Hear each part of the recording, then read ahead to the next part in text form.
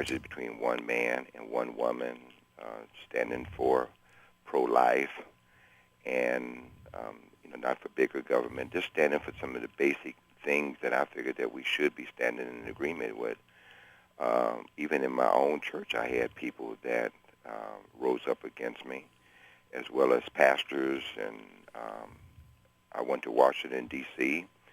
to do a meeting there, and I had 163 pastors that supported same-sex marriage. And so we have got so far away from, to me, the United States of America, from our founding fathers and our biblical values, that even this terrible tragedy that happened, I think it's in Wisconsin. No, it was in Connecticut, yes. Connecticut, yes, Mm-hmm. in Connecticut. And then the president was saying different things about we need to make some changes. We got to do something. Well, the change that we need to make is we need to get back to God. We need to get back to. We don't need no more laws. What we need is to get back to the laws of God, or the Ten Commandments. Were you think you were met with resistance because you're an African American pastor and you're not supposed to do anything that might smell of conservative? You know what I'm saying? Is that although the values you're talking about, while yes they would be described by some as conservative, they're really biblical values is what you're talking about. But still, do you think that's the reason some folks got mad at you? Well, I'm sure that is definitely a part of it. I even did a teaching, that on the area that we should hold forth the kingdom principle of building the kingdom of God, and that we should not, our allegiance should be towards that more than towards red or blue or donkey or elephant, right, or black or white, or any of those areas. Who could be against that, though? What Christian could be against that teaching? Well, we don't want to even. We don't have enough time on the station. I understand. So your heart really, though, in what you're saying is just what you mentioned a while ago about Connecticut. We don't need any more laws. We need people's hearts to be changed. Yes, exactly. We needed a great awakening, a great move of God's outpouring of His Spirit throughout, the United States, and turn our hearts back towards our biblical values, our foundations, what the forefathers. My 19-year-old son and I were talking the other day, and he said something that's not new, but I'm glad it was registering with him, Ray and Jim and Pastor, and that is, he said to me, Dad, if people lose their fear of God, they'll do anything. Yeah. And that is true not only of an individual. The law can only restrain so much, but if people lose their fear of God, and if Americans as a whole, as a society, we continue to rebel against God and lose our, quote, fear of God, we're going to see more chaos. We're going to see more violence. We're going to see more crime. I hope and pray that doesn't happen. But, Pastor, that's the natural consequences of rebelling against the Lord and His law. Well, you just quoted basically, I think it's Proverbs 19:23 that says, when we fear the Lord, we will have life and peace. But when we don't, then we will be visited with evil. What did you just say? Repeat that. Proverbs 19:23, I think it is, that says that when we fear the Lord, basically that we're going to have life and basically peace. But if we don't, we're going to be visited with evil. Pastor, do you think the problem, the problem, the root of the problem is in the culture, or do you think the root of the problem is somehow inside the church itself? Well, I think everything, me personally, I think that the church is the church is the only thing that's going to stand between the evil.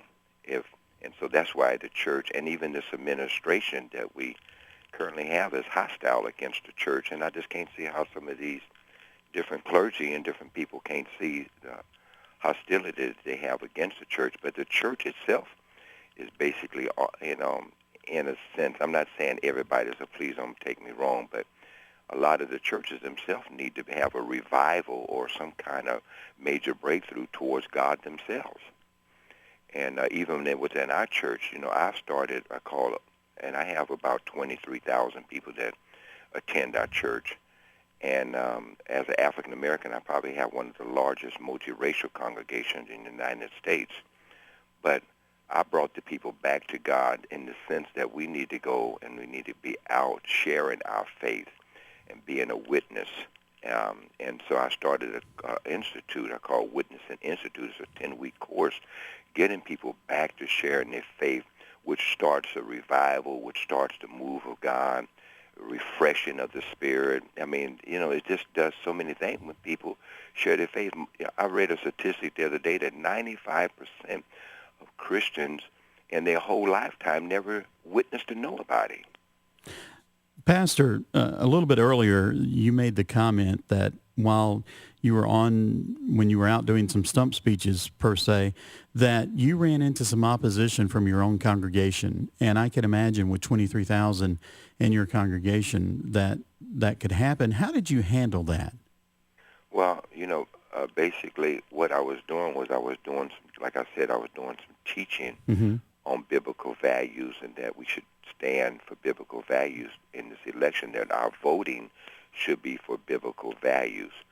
So I did not, I wasn't not going to allow myself to be drawn into attacking the people that were opposing me. Right. So I just kept, ministering and hammering the word and believing that those that would hear me, and those that didn't, I couldn't do anything about it. I couldn't change them. Well, that almost sounds like Paul when he said, having done all, simply stand, and that sounds like that's what you did. Yeah, I just kept standing on it, and I prepared myself for any of the people that would be so hostile or disagreement. And then I think one of you even mentioned it, being black. A lot of people just thought because I was black that I should support the president, and I don't.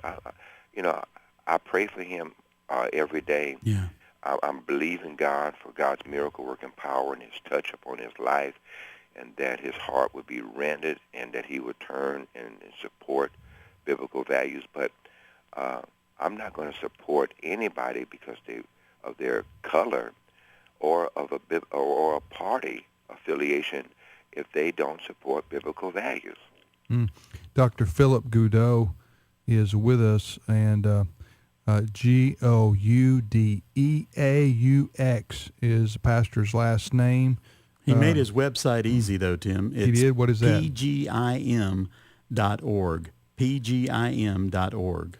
That stands for Phillip Goudeaux International Ministries. So you have some great blogs and columns that you've written. Can people read them there? Yes, sir. pgim.org. And if I'm back in California, first of all, I pray against earthquakes every time I go. But oh, please. I'm sorry, but I don't wish them on people when I leave. But I don't want them to happen while I'm there. I pray selfishly like that sometimes. But I wanted to ask you, where can I come to your church?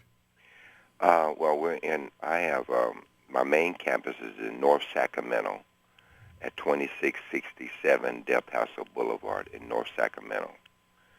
Phone number is area code 916-929-5725. Go to the website. I guess all the information's at your website. Yeah, they can go to the website, yes. And but I have other services. I have other campuses. I have 14 other different locations around, too. pgim.org. Well, Dr. Goudeaux, thank you for spending some time with us here this morning on American Family Radio. Appreciate your perspective and what you're doing and what you're standing for, and hang in there and keep on keeping on. And likewise, you guys do the same thing, and thank you for the time. And God bless America. Amen, brother.